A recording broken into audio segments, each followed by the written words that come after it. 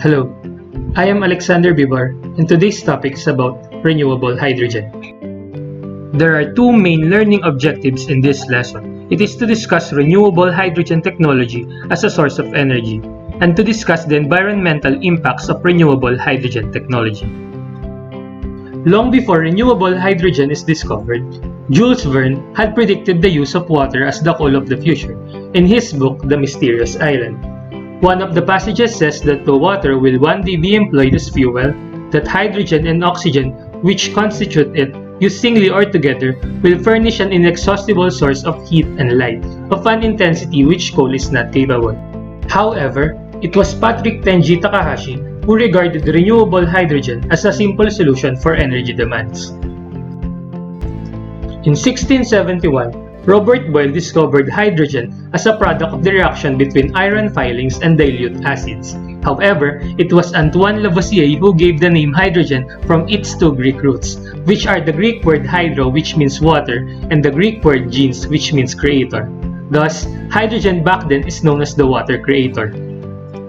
Hydrogen is by far the most common component in our solar system and constitutes around 75% of the mass and more than 90% of all atoms. Here on Earth, hydrogen occurs much less frequently. Its share of the total weight of the Earth is only about 0.12%. Although hydrogen occurs much frequently in the Earth's crust, it practically never occurs even there as a pure gas. Hydrogen is always chemically bonded, and the most frequent compound is water. One of the attractive features of hydrogen as an energy carrier is that it can be obtained virtually from any energy source. So here is a brief history about the application of hydrogen. As an extremely light gas, hydrogen was used to fill the gas bags of airships like the Zeppelins during the first half of the 19th century. The Hindenburg disaster, where an electrostatic charge supposedly caused the hydrogen to ignite, brought a tragic end to the prospects of hydrogen use. The main application of hydrogen today is in the chemical industry. As an energy source, it is currently used on a large scale, mainly in the aviation sector and in space travel. Hydrogen has occasionally been used to drive the jet engines of airplanes, and in space travel, liquid hydrogen is used as a rocket fuel. Hydrogen must be first produced in pure form before the energy can be extracted. There are two main types of hydrogen produced. We have the non-renewable hydrogen and the renewable hydrogen. Basically, non-renewable hydrogen is produced from non-renewable energy sources, such as natural gas, coal, and nuclear energy sources. On the other hand, renewable hydrogen is produced from renewable energy sources, such as biomass, solar, wind, hydroelectric, geothermal, wave, and tidal energy. According to the World Energy Council of 2019, non-renewable hydrogen can be considered as gray or blue hydrogen. Basically, gray hydrogen is hydrogen produced from fossil fuels via carbon-intensive processes, such as production routes using steam methane reforming or SMR, or coal gasification, which has a high-intensive carbon dioxide emission. On the other hand, blue hydrogen is also a gray hydrogen, whose carbon dioxide emitted during production is sequestered via carbon capture and storage, or CCS. So basically, the production route is combined with CCS. For example, we have steam methane reforming combined with CCS, then the product will be a blue hydrogen. On the contrary, renewable hydrogen can be considered as green hydrogen. Basically, green hydrogen is a hydrogen produced using clean energy sources where there is zero or low emission of carbon dioxide. The main production route currently is an electrolysis process using renewable energy sources. In this slide, I will briefly discuss the non-renewable hydrogen pathways. Currently, industrial methods for producing hydrogen almost exclusively use fossil fuels such as natural gas, crude oil, or coal as the raw material. Methods such as steam reforming or partial oxidation to produce hydrogen from fossil hydrocarbons chemically separate the carbon. It then reacts to carbon monoxide, which can be used energetically, and the end product is carbon dioxide. These methods for producing hydrogen are not the real options for actively protecting the climate. The Caverner's method also uses hydrocarbon as the base material. However, the waste product that it produces is an active coal, therefore a pure carbon. A direct formation of carbon dioxide can be prevented with this method if the carbon is not burnt further. So here is the summary of the non-renewable hydrogen pathways, presented by Gandia, Arzamendi, and Diegas in 2013. Basically, the non-renewable hydrogen are hydrogen produced from non-renewable energy sources such as natural gas, coal, or nuclear energy sources. Before we move deeper in the renewable hydrogen pathways, let us first discuss the key production steps in producing renewable hydrogen. First, when energy is generated from renewable sources like solar, wind, and geothermal, electricity is consumed as it is produced. However, when electricity supply is greater than the demand, this surplus current is passed through water, which causes it to split into hydrogen and oxygen through a process called electrolysis. This process can be done either through the grid or on-site. Take note that the current passed through the electrolysis step doesn't necessarily need to be a surplus current. In the next step, hydrogen is separated and then stored in a pressurized tank for future use. In the third step, the stored hydrogen is then sent to fuel cells where it is recombined with oxygen to power houses or fuel vehicles, releasing byproduct of heat and water. Hydrogen can also be utilized for heating or even drinking water.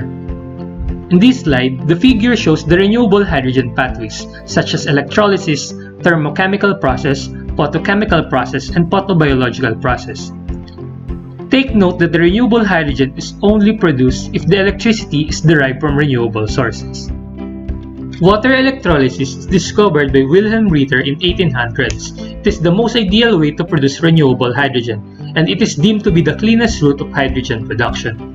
Water electrolysis is only a renewable pathway if its electricity is coming from a renewable energy source. In this method, two electrodes are dipped into a conductive watery electrolyte. This can be a mixture of water and sulfuric acid or potassium hydroxide. At the anode, water is oxidized to oxygen gas and hydrogen ions. At the cathode, water is reduced to hydrogen gas and hydroxide ions. Therefore, water electrolysis produces two important products, which are the hydrogen gas and the oxygen gas. Although electrolysis has already reached a high state of technical development as an environmentally compatible option for hydrogen production, other alternative methods are also in development. For example, thermochemical process uses temperature above 1700 degrees Celsius to decompose water directly into hydrogen and oxygen. However, these temperatures require expensive heat-resistant facilities. The required temperature can be reduced to below 1000 degrees Celsius through different coupled chemical reactions. Other procedures include the photochemical and photobiological production of hydrogen. With these procedures, special semiconductors, algae, or bioreactors use light to decompose water or hydrocarbon. These methods are also still at the research stage. The main problem with these procedures is the development of long-term stable and reasonably priced facilities. Here is the summary of the renewable hydrogen pathways. Basically, renewable hydrogen pathways uses primary energy sources like biomass, solar, wind, hydroelectric, geothermal, wave, and tidal energy sources. Now, let's take a look at the global status of hydrogen production. Non-renewable hydrogen comprises 96% of the total hydrogen produced.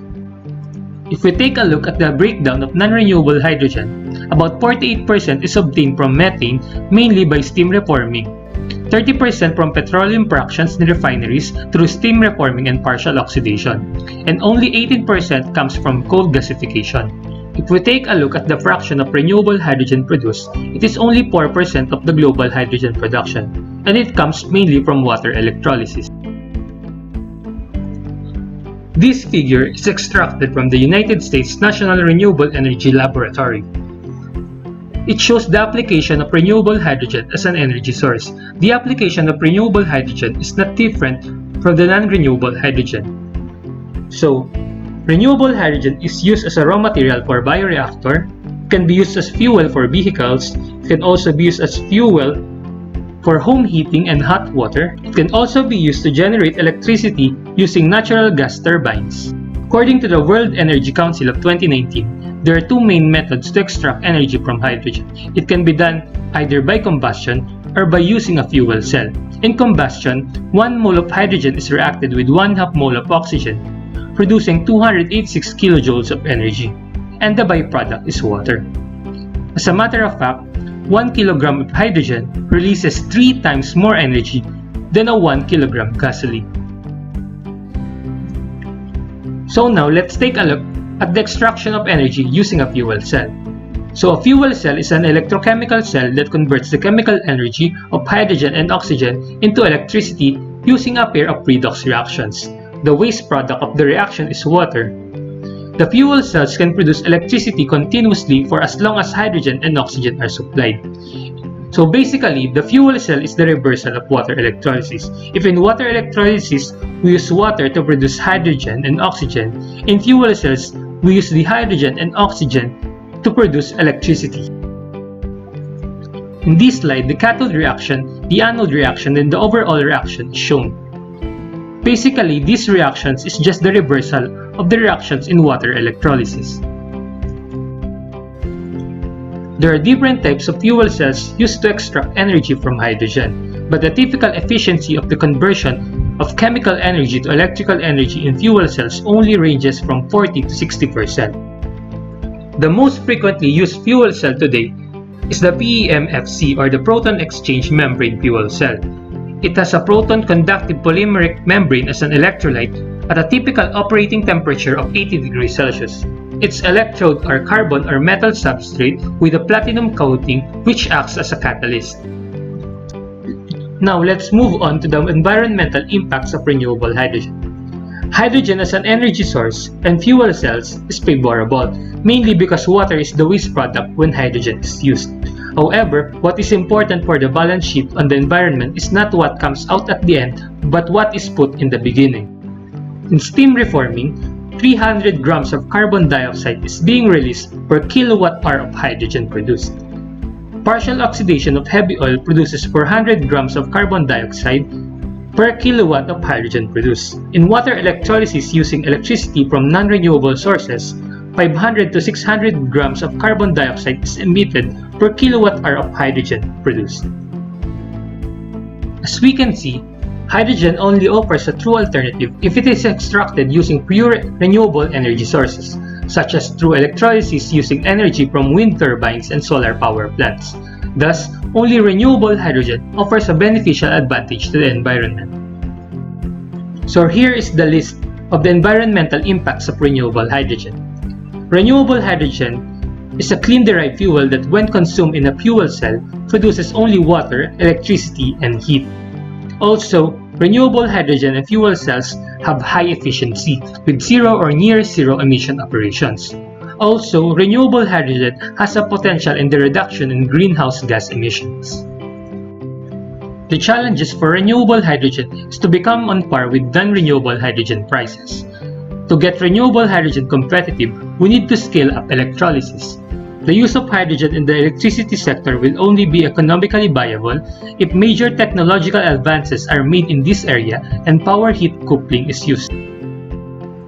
This figure shows the losses when hydrogen was used to generate electricity based on the current state of technology. In electrolysis, only 85% of efficiency can be attained. In transport and storage, only 68% efficiency can be attained. In electricity generation, only 40% can be attained. So the main challenge for renewable hydrogen in the electricity generation is to increase the efficiency of the transformation of chemical energy to electrical energy. In order for renewable hydrogen to become the hope of this world, two important factors must be attained. First, we must have a coordinated international action towards decarbonization.